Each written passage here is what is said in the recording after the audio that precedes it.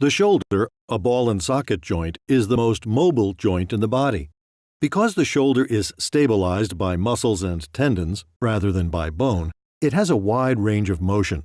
However, this great degree of motion has a trade-off. The stability of the shoulder is dependent upon the surrounding soft tissue and can result in a number of problems not faced by other joints supported by bony structures.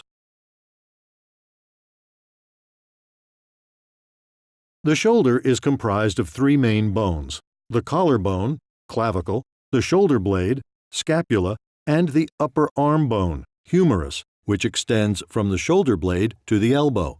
A healthy shoulder can be damaged by disease, such as arthritis or injury, resulting in severe pain, pseudoparalysis, false paralysis, and muscle weakness. When the cartilage wears away, bone-on-bone rubbing occurs, resulting in lack of range of motion and pain that affects the day-to-day activities. When non-surgical treatments are no longer effective, it is time to consider total shoulder replacement.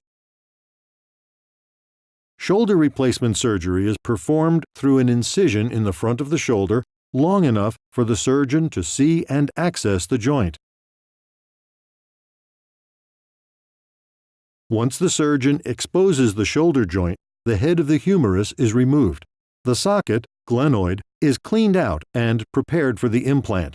A polyethylene plastic insert is cemented into place to recreate the natural contours of the bone in a healthy shoulder.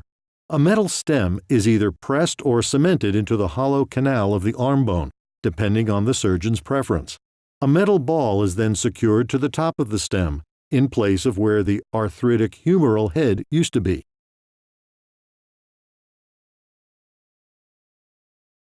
Once the implant is in place, the surgeon sutures the incision and applies a dressing.